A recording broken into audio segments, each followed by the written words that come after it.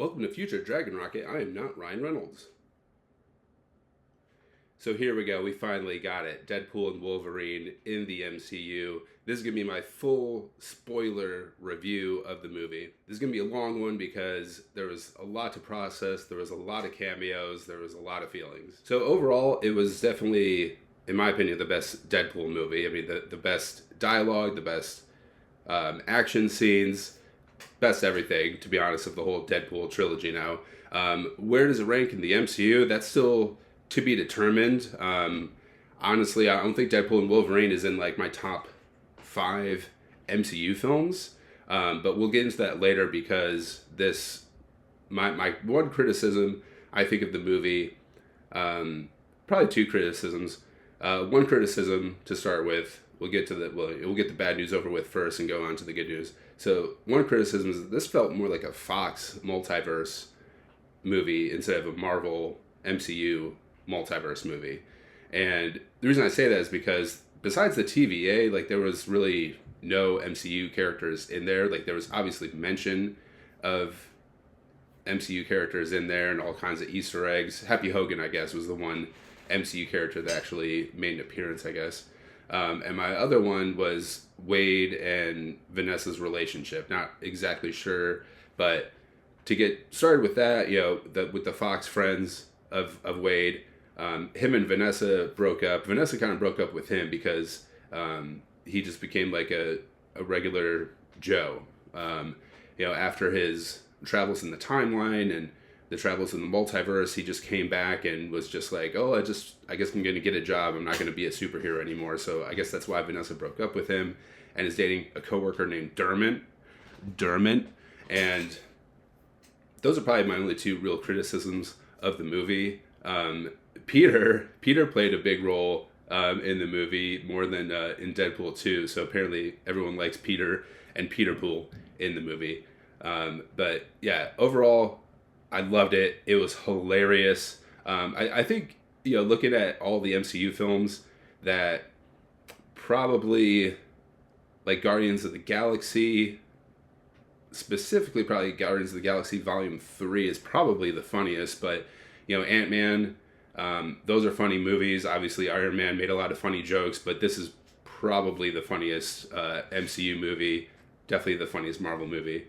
And where am I going to rank it? I'm not sure. I'm going to go see it a second time later today. May end up seeing it a third time in the theaters too before it comes out on streaming. Who knows? And so, like other Deadpool movies, it opens up, and the opening scene is kind of a small flash forward. But the opening scene, he's back in like the forest where Logan is buried, trying to make sure he's not still alive because of his regenerative healing mutant powers. Surprise, surprise, you cannot be Old Man Logan buried alive and die and survive. So that was a really funny scene, and the whole opening scene, the whole action scene is NSYNC's Bye Bye Bye. And Deadpool's dancing along to NSYNC's Bye Bye Bye. It was pretty funny in the middle of like action scenes and him killing TVA agents. I thought that was a great opening scene. And then it cuts back to the real world where he's selling like used cars. And the funny running joke throughout the movie is that he hates Honda Odysseys. It's a minivan. And that's the car we saw them driving with in the trailer this whole time. And it turns out that like he hates the Honda Odyssey. So a big question going into the movie was, why does Wade's world need saving exactly? He kept telling Wolverine in the movie that Wolverine was the only person that could save his universe. So one, his Fox universe is dying. Whether it's going to die in 2,000 years, 200,000 years is to be determined, but Mr. Paradox is sick of waiting. He's impatient. He wants to kill the Fox universe right away. It's dying because its anchor died. Wolverine was the anchor in the Fox universe. Wolverine died, and that universe is now going to die. It's going to have like an incursion, I guess, not really an incursion, but Wolverine is the anchor. He's dead, so that's why Deadpool needs to save his universe. And his idea is that he could just replace the Wolverine. So he goes hunting the multiverse for other Wolverines, which is a great story. And he keeps trying to like bring other Wolverines back to his universe to be the new anchor. he ends up bringing this Wolverine that let down his entire universe by letting the other X-Men be killed while he was like drunk at the bar, which wasn't really like the best story for why everyone hates him in the universe, why he's not welcome at the bar. So Wolverine brings him back to, Deadpool brings Wolverine back to the TVA, and Mr. Paradox just laughs at him like, you could have brought any Wolverine. This is like the shittiest Wolverine you could have brought me. So Wolverine is the only person that can save Deadpool's Fox universe because he's the anchor in that universe. So Wolverine is just acting as an anchor replacement for that universe. Which in my opinion, I thought that was a really clever idea to put into the film story. Another question that was answered in the film, we saw in the trailer Mr. Paradox go from like looking fine to a black eye. And I was like, who's going to give him that black eye, Wolverine or Deadpool? Wolverine definitely breaks his nose to escape the TVA. And there were lots and lots of variants in this movie. There was lots of Deadpool variants. There was lots of Wolverine variants. Let's get into the Wolverine variants first. We'll get into the Deadpool variants later. There was no Daniel Radcliffe. There was no Harry Potter Wolverine variant. There was a Henry Cavill variant of Wolverine, which essentially just knocked Deadpool back through the TVA orange door into another universe. But there was the Wolverine fighting Hulk. Everyone was speculating on that during the trailers, and we didn't actually see Wolverine and Hulk fight at all, but Hulk and Wolverine were fighting, and Deadpool was just like, nope, I'm not getting in the middle of this, and he left that. He did not want to pull that Wolverine back to his universe. But that was really cool that we briefly saw Wolverine and Hulk together on film. It was hilarious. They kind of made a joke of how Wolverine's height in the comics is 5'3", and there was so many people online on social media that were like, oh, let's see like a comic accurate Wolverine on screen. Well, here you go. They delivered a 5'3" Wolverine on film, and it looked ridiculous. So I hope everyone can stop commenting about comic accurate Wolverine. And then we got the brown suit Wolverine, which is really cool as well. And a few others. So that was really cool to see all those variants. I'm glad that they really put the multiverse variant thing in the film. And everything that we saw in the trailers, because they dropped so much footage, they dropped so many trailers before this movie came out. That's all just like the first, essentially like 30 minutes. Like they really didn't show much of the movie at all in the trailers, despite them dropping so much footage. Like pretty much everything you see in the trailers is just a small portion of the beginning of the movie, to be honest. And the biggest question when we first saw that first trailer back, it wasn't the first trailer during the Super Bowl, it was the second trailer, the sling ring at the end. Deadpool and Wolverine were going to jump through the sling rings, and it was like, who, what, when, where, why about this sling ring? That's crazy. You can't have a sling ring in the void. So the story with the sling ring is that a variant of Doctor Strange came through the void, and he had a sling ring, and it had both Time Stone and Reality Stone, so that's why he could use the sling ring in the void, and that's why Cassandra Nova could use the sling ring in the void. So Cassandra Nova kills that variant of Doctor Strange, like wears his skin around for 4 days, I think she said in the movie, which is crazy. It would have been even crazier to see that on film. So there's a sling ring in there, and Cassandra Nova essentially lets Deadpool and Wolverine go because they saved Cassandra Nova's life, essentially. They could have killed her, but they let her live, and to thank them, she lets them escape out of the void through the sling ring back into the Fox universe. So going back and like thinking about like in hindsight the trailer, everyone thought like that sling ring was like the end of the movie, them escaping from like the Fox universe into the Marvel universe.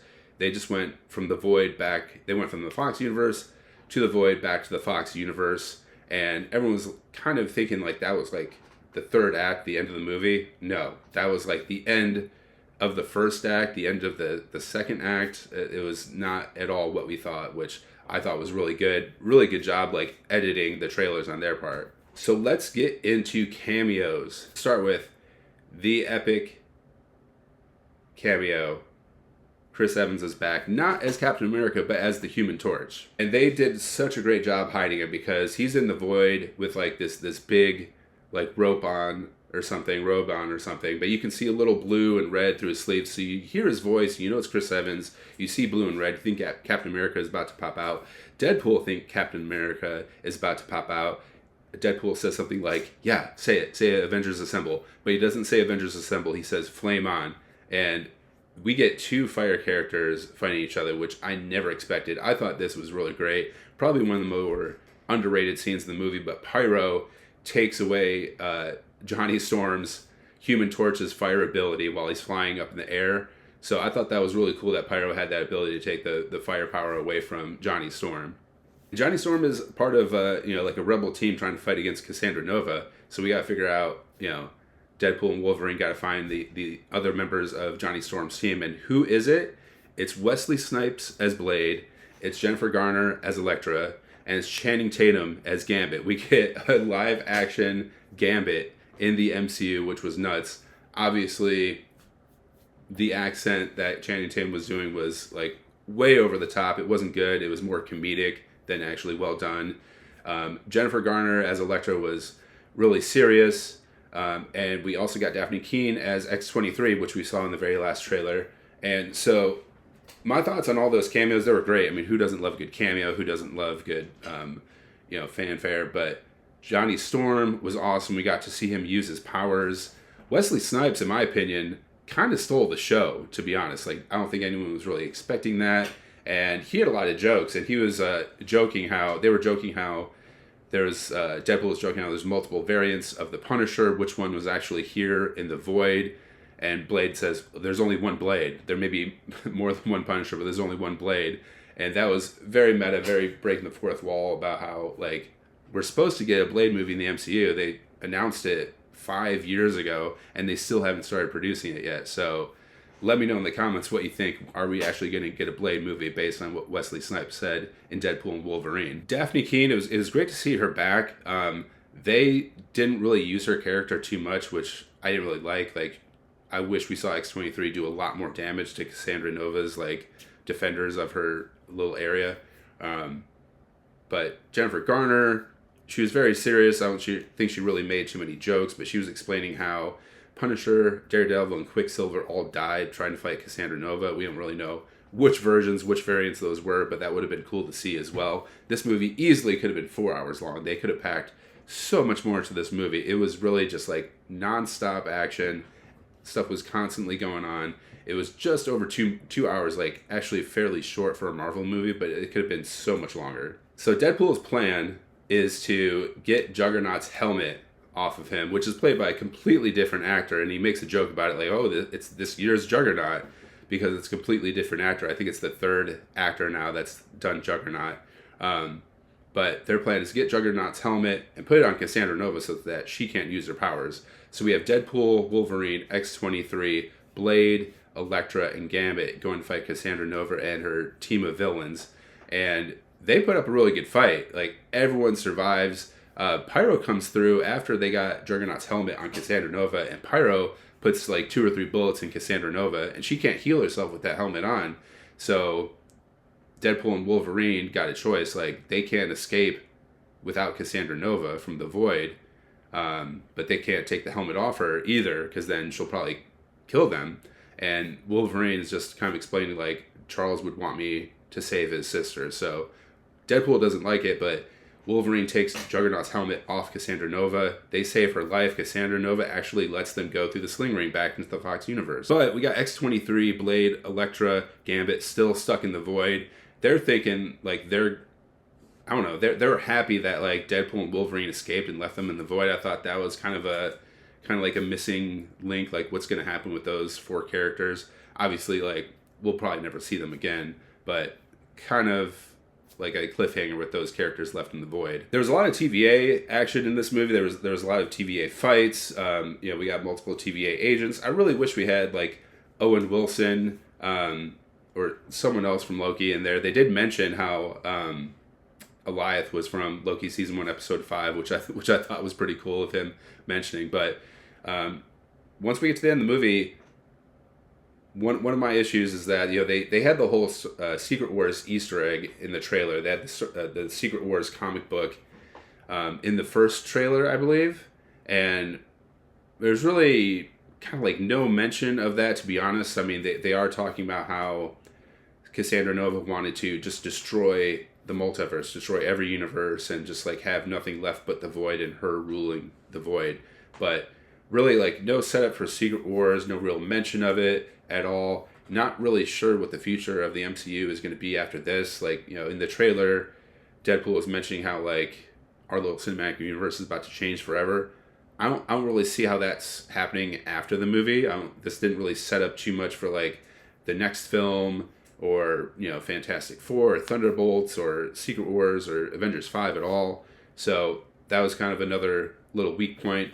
I'm still going to watch this over and over. There's so many Easter eggs. I mean, honestly, there could be like hundreds of Easter eggs to count in this movie. So it's going to take people, probably a year or more just to like catch everything that's in this movie. In my opinion, the mid-credit scene, post-credit scene are not worth staying for. They don't set up anything. They don't introduce anything new. The mid-credit scene is just like a song by Green Day is playing, and it's just like a homage saying goodbye to the entire Fox universe, all the timelines in the Fox universe. And then the post-credit scene is just Chris Evans rephrasing the dialogue that Deadpool said to Cassandra Nova earlier in the movie, which was funny to hear him, as like goody two-shoes Captain America, like say all that vulgar stuff. But in my opinion, like not really worth it. But let me know in the comments, what did you think about the mid-credit scene, the post-credit scene, the film? How would I rank this? I'm not sure. I'm gonna have to go back and rewatch like the other movies and everything. But it was really good. I loved it. It was hilarious. Probably the funniest Marvel movie, the funniest MCU movie. And where do we go from here? I hope Deadpool and Wolverine show up in Secret Wars, but apparently, according to Hugh Jackman, like he's only going to show up if Tobey Maguire and RDJ show up with him in Secret Wars. So we got a good 6 to 8 months before the next MCU movie. That's Captain America: Brave New World, which is coming out in maybe February, but probably more like April or May next year. We'll see. But let me know in the comments, what you think. Is this the best Deadpool movie of the three? How would you rank this among MCU movies altogether? Do me a favor, like the video, subscribe to the video, and follow me on TikTok, Future Dragon Rocket.